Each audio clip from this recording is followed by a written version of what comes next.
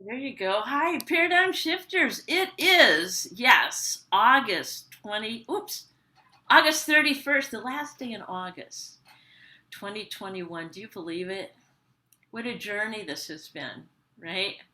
Yeah, what a journey. And I am so grateful for Paradigm Shifters because we are a global community. Global, I love that word, of people dedicated to shift and uplift the planet. I was listening to something yesterday about being dedicated uh, for this further evolving of the people, and then she said, and the planet. And it made me realize, oh, yeah, all the other living things out there and that contribute to our growth. So, anyway, right now, as of today, Paradigm Shifters, we have 1,172 members, shifting and uplifting as we go. And I am feel so blessed, really, seriously, Amy, so blessed to, have as our guest today one of my favorite people from New Jersey. Yep, that little tiny state up there. I'm from Texas, you guys know. From New Jersey, and knowing that, you know, what I know the journey that she's been on. So this is Amy Minkoff, our Happy Success Catalyst coach, and also a divorce coach. I, you know, I had forgotten that part. It's the journey. It's the journey. And Amy is a colleague of mine in Brave Thinking Institute. And I have this too, that you studied energy leadership at IPEC, Institute of Professional Excellence in Coaching. I did not know that. And Amy's from Montclair, New Jersey. And we're talking today about, well, I'm just going to turn it over to you and honoring the journey. And we're going to be talking about mental health. So, welcome, Amy. I remember when I first met you, I Oh, think it was on the dance floor. yeah, it probably was, Judy. I've got to say, speaking of being on the dance floor with you, what I love and appreciate about you, Judy, is your unbridled authenticity and enthusiasm for life and your work in the world, building people and building dreams. And I really appreciate you for that. Well, thank you And so much. And tell us more. We really want to know about your story and why it's important. And you've developed some tools. That's, yeah, yeah. yeah. So it's Well, all yours. Go for it, Amy. sure. Well, totally. Thank you again for having me today. I'm so thrilled that you're listening, whether it's live or on a recording. And really quickly, I'll tell you what I do. Again, Amy Minkoff. I am the owner and Happy Success Catalyst at Amy Minkoff Coaching, where I help visionary leaders, business owners, and professionals take their work and their life to the next level for even more success and, yes, even more happiness along the way. And that's what I do in my work in the world. And today I'm going to tell you a recent personal story. And it's really important. We'll get into that in a moment, why it matters to you also. But basically, immediately following the fall period of 2020, after all of us have been dealing with COVID in one way or another, one of my three children, I have three children in their 20s, one of my sons had sudden onset of a serious mental health condition. And it involved a hospitalization. And he's been on a slow healing journey up until today. And I'm going to tell you what it has felt like for me, especially at the beginning, but even as recently as a month ago. The kinds of feelings I had were fear, um, anxiety, helplessness, and even on the tough days, hopelessness. And I'm a pretty resourced person who, this is not my norm. I'm typically an optimist, is I think you would know me that way, Judy. And I felt often like I was in a dark room without a light. And yet I found coping mechanisms, and I use some of my own systems that I use with my clients. And at the right moment, I'll share some of those with you. And by leveraging my own tools, getting help from loved ones and also professionals, I've shifted my experience around what my son and I have been through, to be one where I view this experience not so much as something that gave me PTSD, as people will talk about, but there's actually a real term called PTG, post-traumatic growth. Wow. It's kind of a build off of our mentor, Mary Morrissey, saying that the content of our lives is the curriculum for our growth. We can have these so-called bad things happen to us, and we can seek the good in those experiences. And so that's what I've been endeavoring to do. And to the extent possible, I've encouraged my son in his moments of clarity to seek the same for himself. So, Amy, could I interrupt here? Can you say that one more time? PTG? Yeah, post-traumatic growth. It's a real term. It's less known than the typical PTSD that we're all talking about now. And I want to take one moment, if it's okay with you. Sure. And I wanted to share a little piece of data, because, you know, as coaches, we often like to heighten the positive. At the same time, the theme is honoring the journey.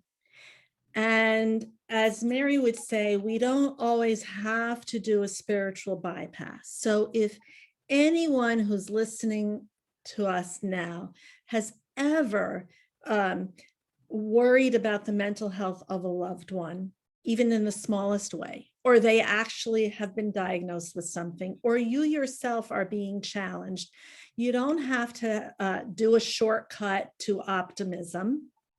We want to honor the journey and the actual experience a person is having.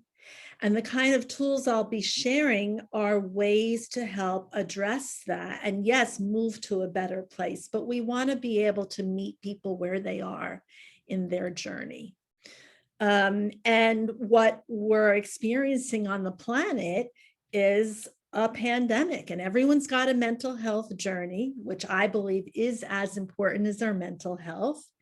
And I took a long way around to get to the data. There was a study done by the CDC, and my source for this was the NIMH website, National Institute of Mental Health. And this study showed that people are experiencing twice as many behavioral health symptoms now compared to what we would expect before the pandemic. And this data is from April. So now we're kind of in a holding pattern as things get figured out. And the NIMH has a message which I support. It's saying that even though we've got to do things like social distance, we have to continue supporting each other. And that's the beautiful thing about paradigm shifters and the kind of conversation we're having today, is that we've got to help people feel safe talking about mental health, to feel safe asking for help, whether it's free help from those who love us, or professional help. And later, I'll give some ideas of some of the resources that are out there. Fantastic. Yeah. You know, I wanted to, I told everyone about the kind of the big challenge. I do want everyone to know that my son is doing way better. It's been a long journey. And through the help I received from professionals and people who love me, I have shifted my own outlook and feelings to uh, more of a state of calm, more of a state of acceptance, hopefulness, and empowerment to take action on behalf of my son. And then there's another important thing outside of the action, because there's only so much we can control. And one of my other children who had a physical health journey several years ago, which I thought that was challenging back then, but this was actually one that required more rigor for me. But that child said to me recently, when I was having a day where, let's just say I wasn't on a spiritual bypass, I was feeling sorry for myself that day. And this particular son said, "Hey, Mama," he still calls me Mama.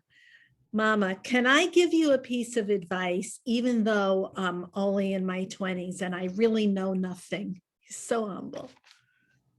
I was ready for anything. And I said, "Sure, what have you got for me, honey?" And he said, "Remember when I was really sick and we were trying to figure out what surgery I would need and how things were going to end up for me? How I would clean up my room and make it all perfect. And my bedspread would be on tucked in really tight as though I were in the military. You know, that wasn't how I was growing up. The reason I did that was because I wanted to feel that I could control everything.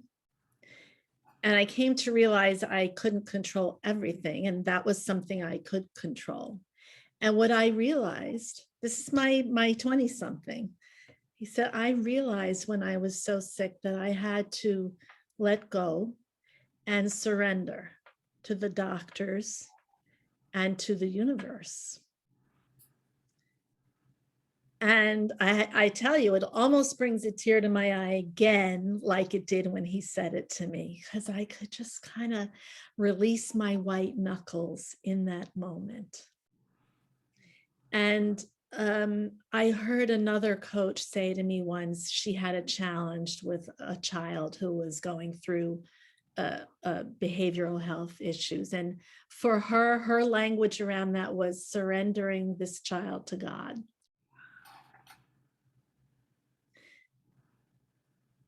Surrender, for those of us who like to control things, it's a really, really helpful outlook.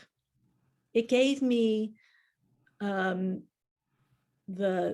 mental clarity to almost know what to do next, making a decision like that. So for those who are listening, see if there's anything in there for you. Oh, yeah. Wow. So thank you so much there. So tell us some of the tools that you brought. That's going to be awesome. Yeah, absolutely. So over 15 years ago, I went through a divorce and breast cancer at the same time. And during this period, I invented something for myself, which I called a safety net. And then I realized that I could use this with my clients. And not only is it a beautiful safety net when we're in crisis, it's a beautiful proactive way of living. So I call it 6 secrets for staying in charge of your life, no matter what circumstances, conditions, or situation you may be facing. And it's an acronym around the word charge, right? Taking charge. And this is kind of fun for me because the word charge is also associated with energy, like, electronic charge, and everything is energy. So this tool is about managing our energetic state and helps us center ourselves, ground ourselves so that we can navigate whatever is going on.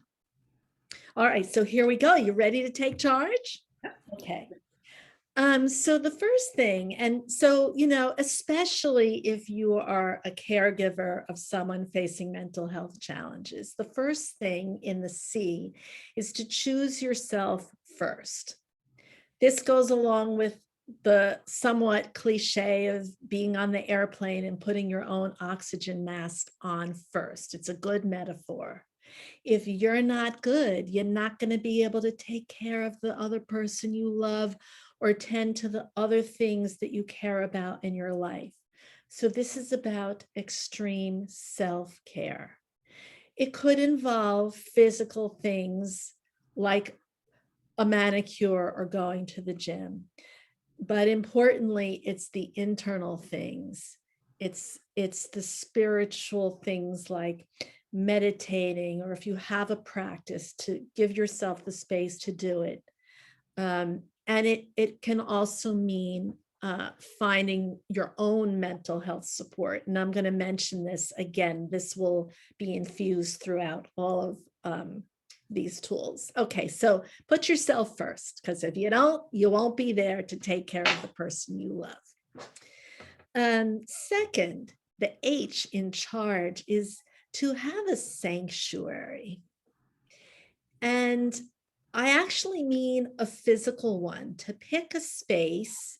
Typically, people can do it where they work. I love to do it in the home because I see the home as a symbol of a refuge from the world. So it could be your whole house. It could be a room. It could be a space that is designated as an altar of faith, or the place that, can signal the inner sanctuary. The real sanctuary is here. Sometimes it's useful to have a physical cue for that. So, I decorate my home with colors that I love, and I often have fresh flowers, fresh flower or plant, and you could do it however you want to. Have a sanctuary. Next is the A. A stands for ask for and accept help graciously. I already mentioned this. It's that important. So this includes asking loved ones and friends. And we often say, oh, I don't want to ask. I don't want to be a burden. People want to help. It makes them feel good. So that's really okay. And then there's also the kind of help that we invest in, because we know there's an expert or a professional who has skills and talent that are outside of us. And even if it's something that we know how to do, Lone Ranger syndrome just doesn't work. And, the peddler's son often doesn't have shoes. So even if I'm a coach, eternally optimistic, and I've got my own tools, I remained in coaching relationships during my journey with my son. And I've also sought specific mental health support. And I do want to acknowledge that therapists and coaches are different, right? It's a different modality. And so if someone believes they need that extra therapeutic container, they should absolutely seek that out. It's important to know that distinction. Next is the R in take charge. R stands for reframe the bad into good. This is PTG, post-traumatic growth. It's like, what good can I find in this situation?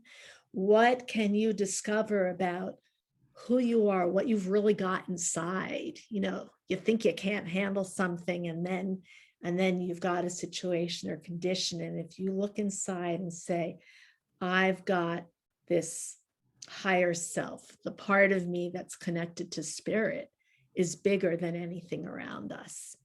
And we can have a reframe. There's all different ways to do this.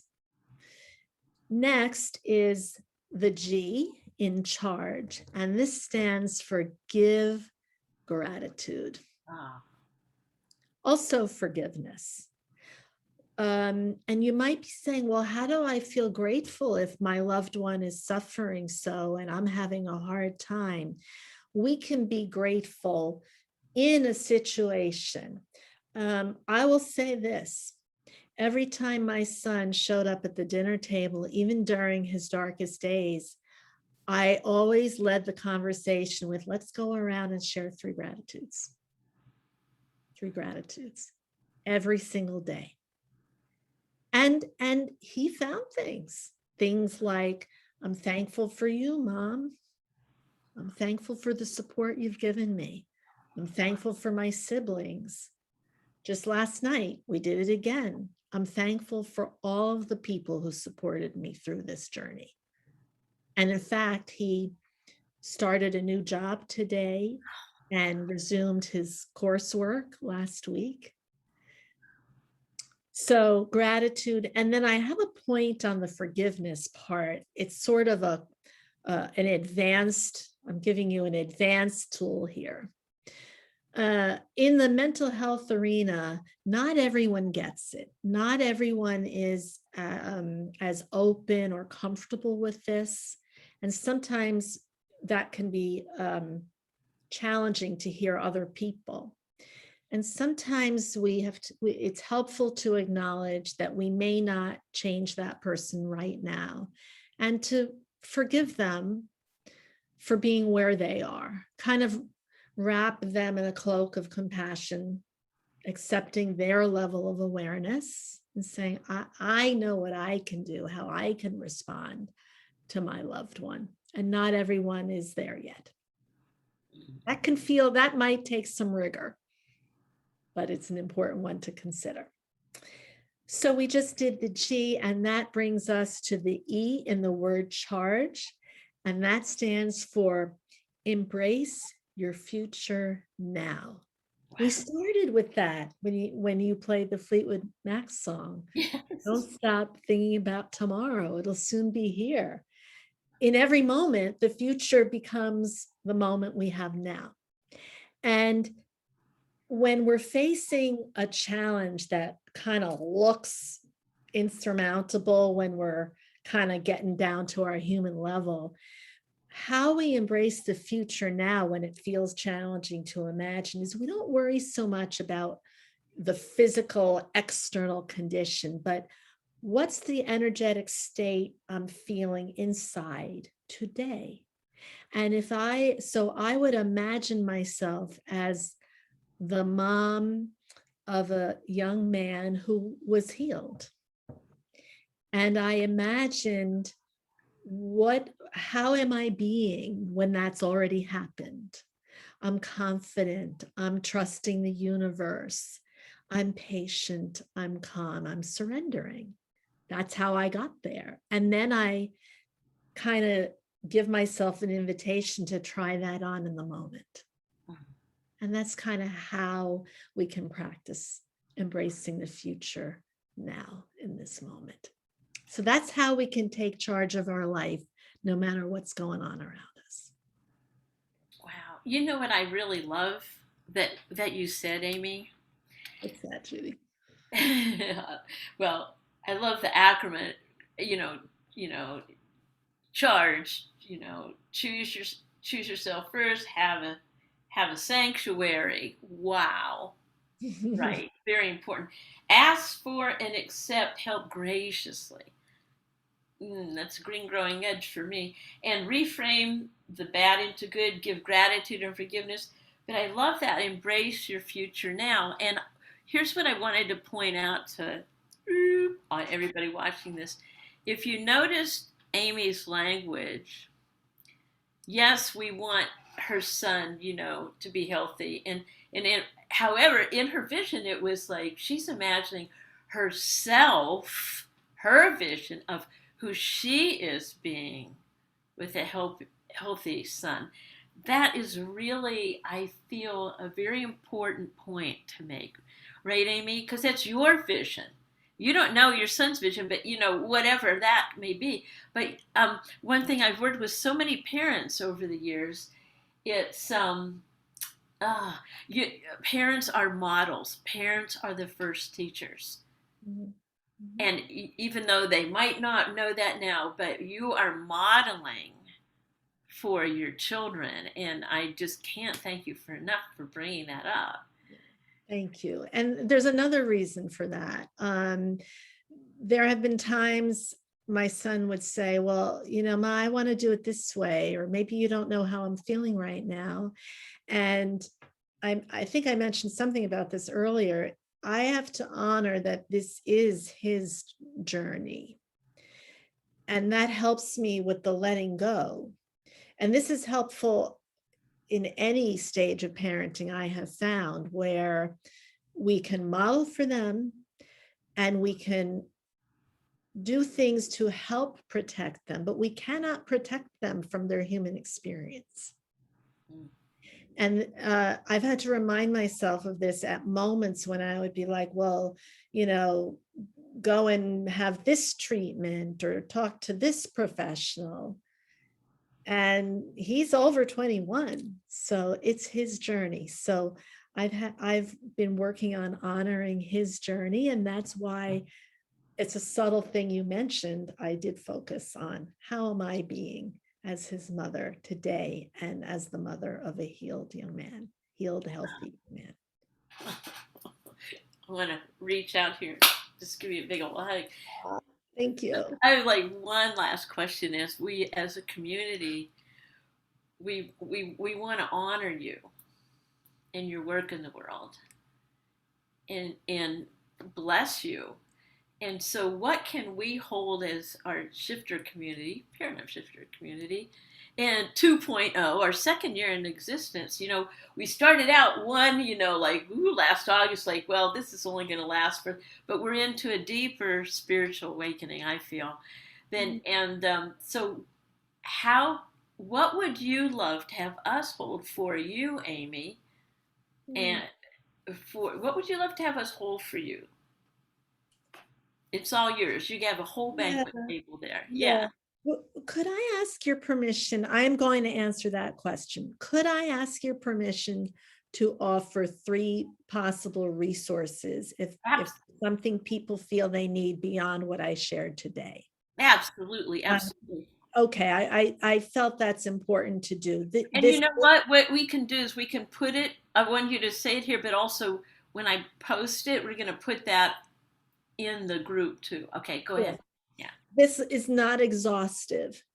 They're going to be 3. One is called NAMI, Nancy, AMI, and it stands for the National Alliance on Mental Illness. They have a plethora of education and resources for people who have their own challenge, as well as for loved ones. The second is the National Suicide Prevention Lifeline, 1-800-273-TALK. And 3, it sounds simple, but one's primary care provider is a good starting point if help is needed. There's way more than that, but sometimes people feel overwhelmed and they don't even know where to start. So I wanted to share those. Thank you. Yes, thanks. And then to your question, thank you for honoring me with the offer to have paradigm shifters hold for me what I would love. And I think it would be a message of, and so it is, consider it done for me, following my own guidance, saying to me, and so it is for me to be the mom of a healthy young man, and that I follow through and do it and continue to model for my whole family and all the people I love. Oh, we're right here for you. So, okay, here we go. We're going to generate energy. You get to receive it. Law of receiving, right? Okay, everybody, here we go. From all over the world to Montclair, New Jersey, and Amy Minkoff and her beautiful family. Whew. You got it? Awesome. So it is. Yeah. Thank you so much. Thank you so much, Amy. I'm so privileged that you, wow, so much information, so much heart centeredness. Thank you so much for being here. My Wow. pleasure, Judy. Thank you. Amen. Yeah.